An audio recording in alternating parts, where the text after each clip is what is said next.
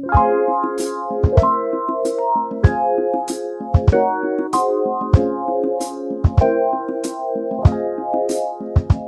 your favorite care conqueror and empowerment coach, Candace, reporting live from where? Empower2Care. Thank you for joining me for this really awesome mid-year episode. Yes, I said mid-year, y'all. We are in the middle of 2025. Can you believe that? It feels like New Year's was just like maybe a couple of months ago, but it wasn't. So here we are. I wanted to make sure to check in with you guys and see how everything was going and just kind of tell you how things were going over in the world of Empower2Care and just some of the things that I've been doing, just kind of recapping my beginning of the year to now, and just some of the cool things that have transpired. So I have talked about a few things in my former episodes as it relates to the book that I'm working on and some of the content that I'm working on. And so you guys kind of know what's happening, but I just wrapped up an event called B4A, which is Beauty from Ashes conference in Tampa as a roundtable speaker. And it was an amazing event. So I definitely want to dig more into that in just a few minutes, but that was an amazing experience. Obviously, like I said, still working on the book. We actually just created a community, an online community for those of you who are interested in getting the book. And I really want to emphasize how important this story is, especially for caregivers who are dealing with what seems like an insurmountable and unending amount of stress and worry as it pertains to taking care of someone else. And I think I've shared before that when we're talking about caregiving, it could mean someone who is a short-term caregiver, a long-term caregiver like myself. I've been an advocate or a caregiver in some capacity for the last 13 years.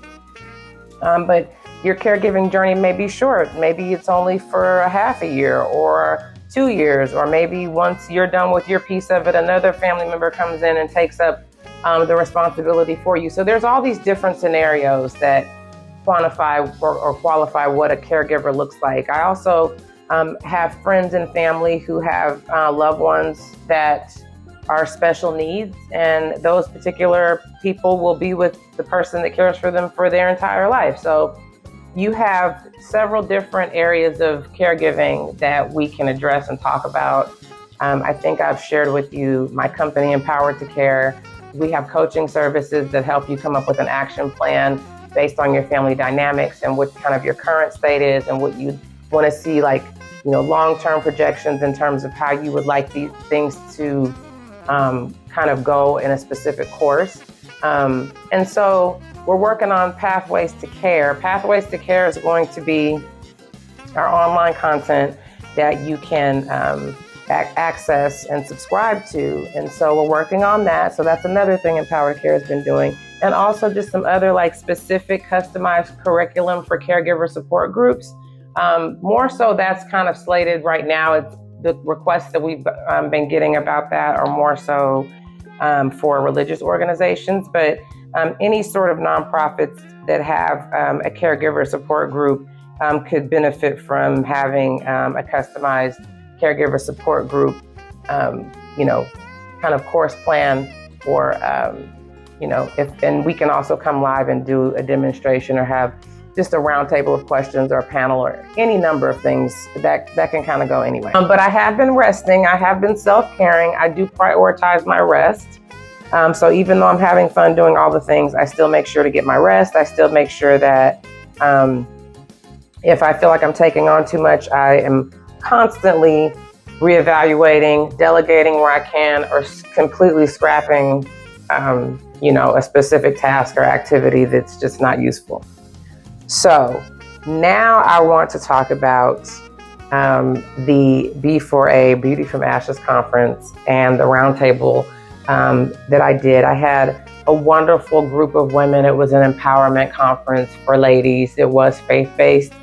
And what I really loved about the conference was just the momentum, the excitement, the hunger for having, that alliance with, commonly minded people, or, people that kind of share the same values as you, but also just like, just having an outlet to be yourself and get poured into and have someone like encourage you and motivate you. And it's not like telling you have to be perfect, you have to do this and all these things. And then kind of bringing an awareness about several different topics. I know that I heard a lot of different really good messages around that were centered around some things that I definitely felt like I needed some encouragement on, especially as it pertains to dealing with adult children. So I think people think that when your kids grow up, it gets easier. And it was so funny that because I was one of those people that thought that. And now that my children are in their 20s, my youngest is going to be 20 in October, and my daughter, my oldest, she is going to be 24. So, so this is a different season for me as far as the kid thing. It's just, you think you kind of have it nailed down. And although I'm not like doing the everyday stuff, like taking them back and forth to school and all the things that we wished would hurry up and come to an end by the time they got 17 and 18 years old, these kids, yeah, I love them to death. They're doing good. They're good kids. I have to say, I don't deal with a lot of like really crazy things with them, but navigating adults when you can't really tell them what to do, but you can more so like consult and advise and kind of manage and direct where you can. That's kind of where I'm at. So, but anywho, so during this conference, I heard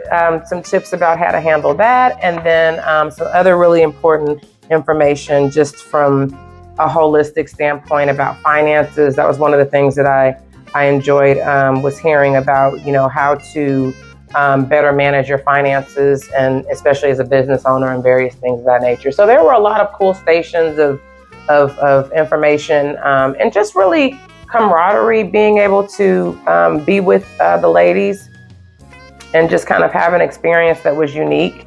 And so next year I'm going to be a VIP speaker at the B4A conference. And it's going to be held at the same place in Tampa again. So as I get more details on that, I will definitely share that information so that the ladies that follow me can plan to maybe travel and maybe do a girls trip, maybe just come out on your own. If you come by yourself, don't worry, you're in great company. We'll make sure you're taken care of in terms of, having a group of people around you that make you feel safe and secure and loved and participating with. With regards to the roundtable, my topic was around planning for longevity. So understanding the differences between self-care and self-preservation. And so some of the things that I shared with the ladies were around statistics that had to do with the fact that people, especially Americans, I mean, this is more so directed at Americans, but Americans are living longer, but not necessarily healthier. And so with that statistic, we're understanding that a lot of times people are living with disease for more than 12 years of their life before death. And that's a long time to live with disease or be ill at ease, for that period of time. So I was sharing with them that I myself just recently got like a whole panel done. I did like a full hormonal panel, blood panel. I had them check like my veins and my arteries. And while I understand insurance doesn't pay for all of this kind of stuff, it may require you to come out of pocket a few $100s here and there to do those sorts of things. Or even they have private, holistic sort of places that you can go and get some of this kind of stuff done as well. But I think it's important for you to understand what your baseline is, where your health is concerned. One of the interesting things that was shared with me at the conference when I was doing this roundtable, I got a lot of really interesting feedback. And one of the women that shared with me that she was a caregiver for both of her parents until they died. And she found herself also being ill, but she didn't find out until after she stopped being a caregiver.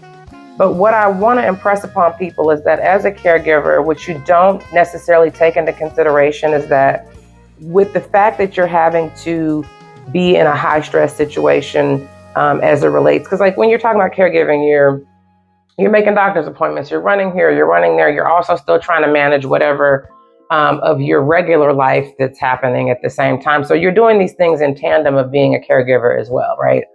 So what I was explaining to them was this is even more important for the caregiver to understand like what their baseline is health-wise, especially when they're watching their loved one kind of walk through some of the things that they themselves may have to walk through. If they're, if there's a blood relation there, it's like, okay, is this hereditary? Am I going to have to go through this?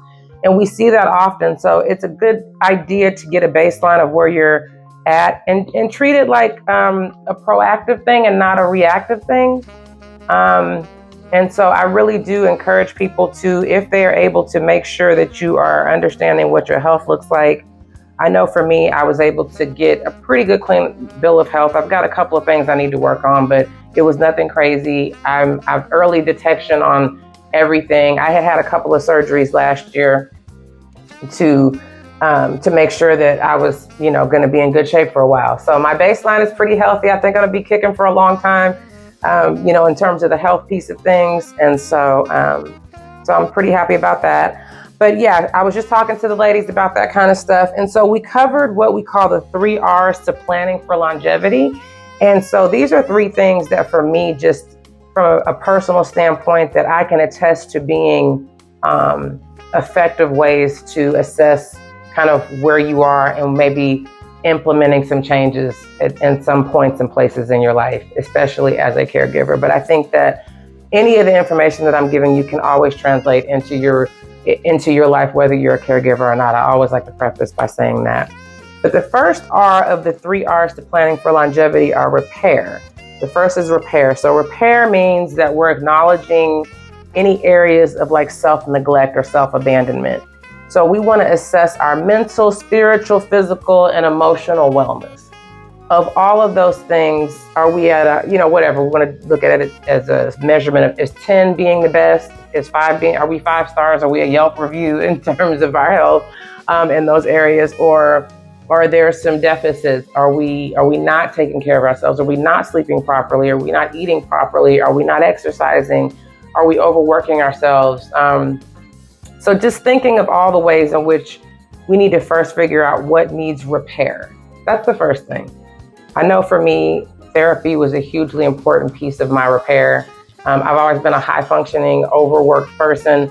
I guess I thought, in my opinion, that overworking myself and performing at high levels and being an overachiever, or at least trying to be, or working towards perfection in some area, were badges of honor. And those usually tended to cause burnout for me. And so I understand that my personality is what it is. And so part of me will always be somebody that's hyperactive or high functioning and wanting to get things done and that sort of thing. But I don't want to burn myself out anymore. And if I do find that I'm getting to certain levels of burnout, I don't get as far down the street as I used to. So there's levels to things. Usually by the time we get to complete burnout, we haven't really addressed anything. So, and it's a constant practice. It's not something that we are just doing, as a tune-up, in the same way that we would take our workout regimen seriously, our healthcare, skincare routine. We want, those things are good, but they have to be practiced intentionally and often. And so it's about maintaining that consistency. The next R in the 3 R's is refocus. So remembering that you are more than your caregiving role, right? For us, it's so hard to just have this all-consuming identity as a caregiver. It's like everything is just jumbled up into one thing. But the main thing in all of this is that you're not inside of that bubble, that everything that you're dealing with, where that bubble of things that exists, you're not within that bubble. You're usually not. So understanding that you're not your caregiving role, recentering your identity, exploring practical ways to recharge, lighten your load, and delegate more often based on your unique circumstances. There was another woman who was like, hey, what am I supposed to do? My mom has, dementia and Alzheimer's. She is battling different things. I'm also over here working in this other capacity, and I have all these other things going on. She just gave me her whole list. She's like, how in the world can I prioritize myself when all this is going on? And so one of the things that I shared with her was, I bet if I challenge you, there are some areas that you can find that you can either really take off your plate Because a lot of times we walk in fear that because we handle so much, that if we take one thing off or we remove one plate from all the spinning plates, that everything is going to fall and shatter. We think that. That's how we feel. So oftentimes we don't want to go and assess and say, should I subtract something from this list? Should I take it off completely? Should I give it over to her? Do I really trust her to do it right? We have to understand that all things are not going to be perfect. Sometimes we can just change some things up and it will just really be okay. So, and it's so important to do that because, I mean, honestly, we've put ourselves in these positions a lot of times. We've taken on too much and then we become the only person that we feel can execute these things properly, whatever that is. Then we complain about it. Let's be honest. Then we sit and we complain about it and we cry about it and we stomp our feet and our family's looking at us like, we don't know what to say. We don't know what to do. You're the one that did all this. We're trying to support you. We really don't know how. So it's really like taking your ego out of it, figuring out what works for you, and honestly delegating and lightening your load. But you have to do that from a standpoint of removing yourself from the equation in a real way so that you can really look at, and I would even, because I'm a pen and pad person. I know some people are more tech savvy and how they approach these things. But for me, I just like to put a pen to a piece of paper and draw things out in a visual. I have this block of things going on. I have that block of things going on and this and that. I don't care if your mom has PT or dad has to go down to the senior center 3 times a week. Who's going to pick him up? Who's going to do what? There are so many ways to try to get this thing manageable to where you can give yourself some respite and more time to self-care and prioritize yourself. So I challenged her with that, but I said, if there is just no possible way for you to be able to come up with some ideas on your own, that is what Empower2Care is here for. We are here to help empower you and make you feel better about serving others because we need people like us. Everybody is not called or slated to be a caregiver or be in the capacity to advocate for another person. And if you're going to do that, you need to feel strong about it. You need to be able to be recharged and refueled often because it will deplete you very quickly. If you've ever been a parent, you understand that. So it's the same thing, but with being a caregiver, in addition to being, if you've ever been a parent, you understand that. So it's the same thing, but with being a caregiver, in addition to being a parent or vice versa, for instance, you're going to find that when you're having to advocate for another person, it's just very constant. Because if you don't advocate for them, there may be some marks missed and there may be some decline in their condition or the opportunity for repair in some areas for them that could have been possible if we advocated. But if we're so burned out ourselves that we can't even think straight because we're short-circuiting, how can we do that? So refocusing, remembering you are more than your caregiving role. Delegate, delegate, delegate. Lighten your load. The last one is regenerate. And when I say regenerate, I mean that we've done the repair. We've assessed what's wrong. We've refocused. We figured out what areas we need to delegate and lighten our load.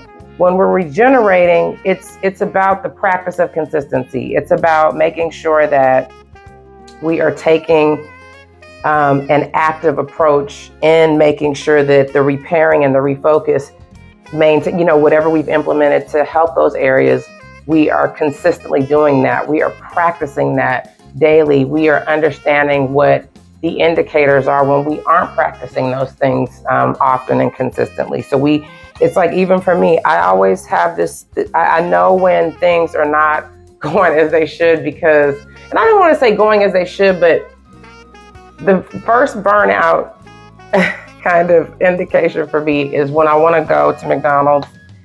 And so that's the first thing, I want to go to McDonald's. That's the first indication. So I want to go to McDonald's, but specifically I want a large fry and a large mocha frappe. That is the chocolate and French fries is the thing for me. And that may seem like a treat for some people, but that's my indicator. If I want that combination together, that tells me that my check engine light may be starting to come on. Or that I need some more rest, or I need to be hydrated a little bit more, or maybe I need to stop talking as much, or maybe I need to step away from the computer a little bit more and just let my mind rest. So that's my indicator, is going to McDonald's, but primarily to have, and it doesn't even have to be McDonald's, but just having a big chocolate shake or frap or something with a big old thing of French fries is my indicator. Now, while I'm eating that, because I'm still going to go have it, then I am saying, okay, what do we need to do? So that's like what they will call your come to Jesus moment. That's my come to Jesus minute, is when I need to sit with my French fries and my frap and we say, now what's wrong, Candace? What's going on? So that's kind of for me what it is. So anywho, had a great time talking with the ladies and their feedback, hearing their questions, hearing some of their pain points about what they're experiencing in terms of being caregivers and how can they possibly, like I said, put themselves first in any capacity. So it was great. We had an awesome time. I'm excited about next year's conference. I'm also, the big news, I can't even believe I didn't say this. Happy birthday, Empower2Care. So the day that I actually was the roundtable speaker was actually Empower2Care's official birthday. I've been doing this for a few years now in some way, shape, or form, or been kind of building this whole thing. But Empower2Care became a whole year old on the same day that we had the Beauty from Ashes conference. And so that was just a great way to kind of bring in the birthday. And we're going to have an official birthday party here in Texas at the end of July. And it's going to be our second annual Mixer. Last year was our first annual launch in Networking Mixer. This year is going to be our second annual, and we're going to have a showcase of our services, and we've got some cool guests that we're having. Sylvis Law is going to come and speak and talk to us about the importance of having our affairs in order and capacity plans and all these different wonderful things that they offer. And so we have Tammy from Sylvis Law that's going to come in and grace us with her presence, so that'll be awesome. Also have some other really special guests and fun treats and just some overall fun activities and interactive and engaging activities for this event. So I'm really excited about it. And if you are interested in being invited to that event, please reach out to info@empower2care.com and we will make sure to get you an invitation to that. If you haven't already, please go back and get caught up on puzzle pieces. Right now, we are trying to get more episodes recorded. I have just been traveling and having a whole lot going on. So it's just been a little bit stretched for time. So I haven't had a chance to really kind of plug in. I have been doing my puzzle. As you can see, I've made some progress. We've got all the outer edges now. We've got some middle pieces done. Again, I just do this for my own leisure. And so you may see this same puzzle for a while, but I did find some 3D puzzles that I'm really interested in. And so once I get done doing this puzzle, I will be looking at doing a 3D puzzle. So anywho, but I think that's it for now. If you guys have any questions for me, always feel free to jump in the comments, and I do respond to all of them. And I think that's it. But for now, try to stay cool. Happy summer. It's the beginning of summer. It's already super hot here in Texas. I will be back shortly with more episodes of Puzzle Pieces, but hopefully you guys enjoyed this one. And we will talk soon. Bye for now.